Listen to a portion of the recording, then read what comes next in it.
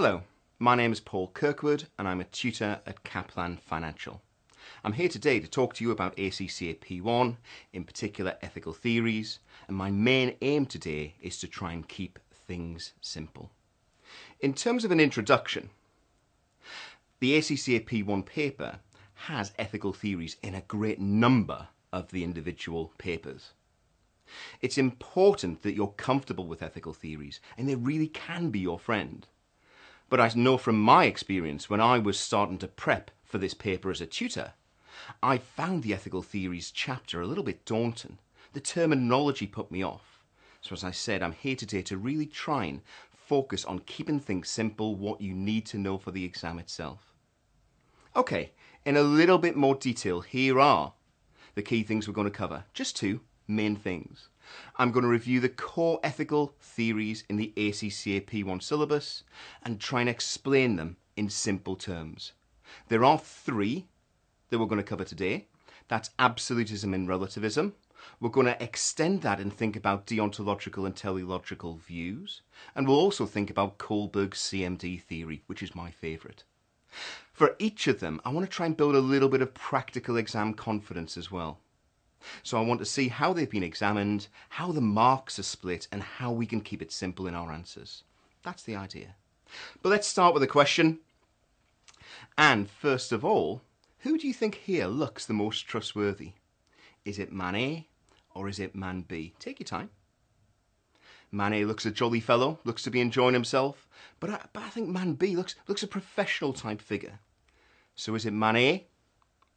Is it man B? You decide. Well, if you chose man B, that's Bernard Madoff, who's currently serving an extended jail term for fraud, money laundering in the United States. If you chose man A, that's my dad. Okay, I'd trust him, but sometimes it's difficult to judge books by their covers, for want of a better phrase. Whether someone is moral, whether someone does behave ethically, is very difficult to see from simply looking at their faces. Let's try another question. Let's start thinking about you. Let's say you were in the office and you walked up a stairwell and you found some money lying on the floor. Let's say here it was £1, a shiny £1 looking up at you. What would you do in those circumstances? Would it be A, would you leave it alone? Would it be B, would you pick it up and spend it? C, would you pick it up and give it to charity perhaps? D, would you pick it up and hand it in at reception? Or E, would it be something else? Take a moment. What would you do? Well, when I ask this in class, I get a range of answers.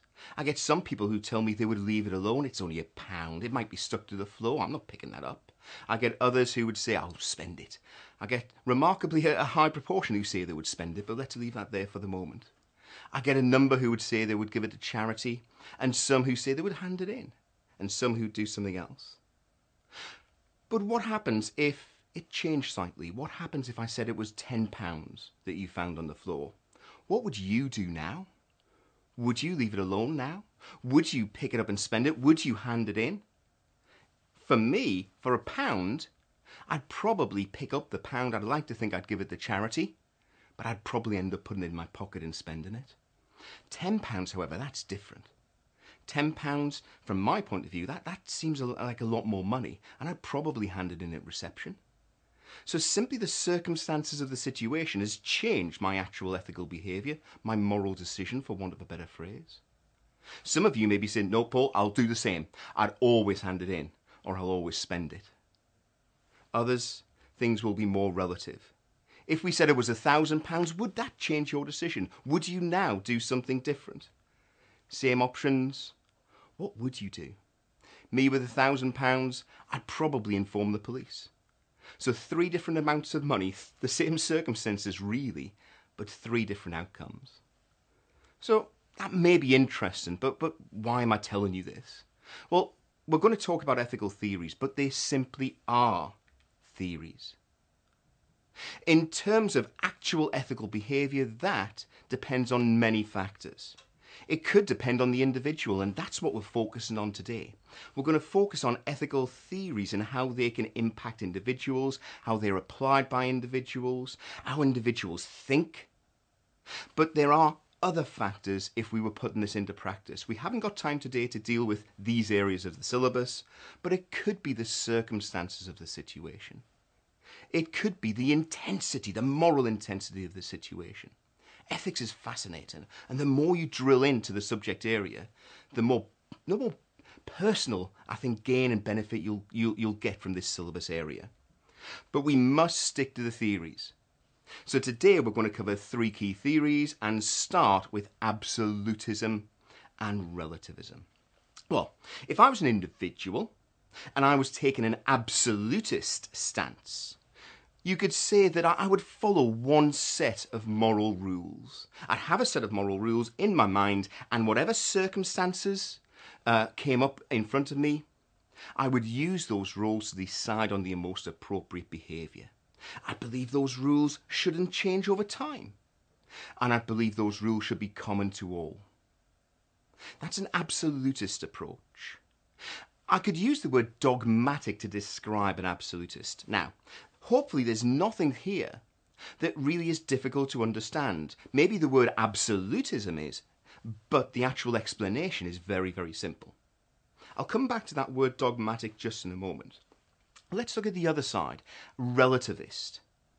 Now, a relativist would believe that there's many sets of acceptable rules in society, and those rules can change depending on situations or depending on time.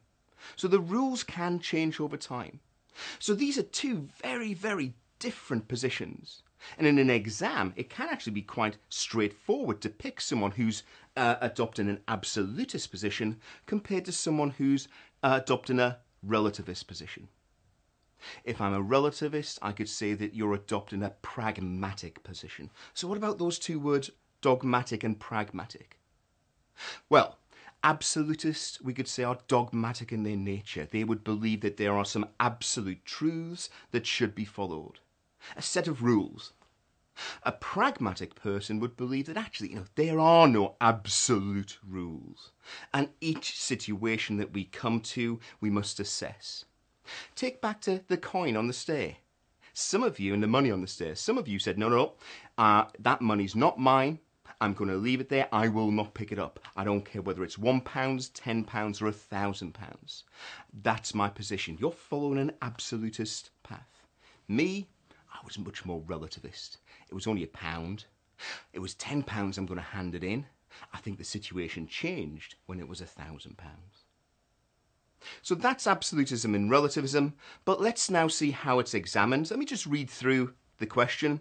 So distinguish between absolutist and relativist approaches to ethics and critically evaluate the behaviour of Shazia Law, the accountant who accepted a bonus for her silence, using both of these perspectives. That was from December 2010 and it was worth 10 marks. Well, as you can see, the mark allocation was broken down. And actually, there were 4 marks for looking at and distinguishing the 2 types of ethical position, absolutism and relativism. So by using some of the words and phrases that I showed you on the previous slides,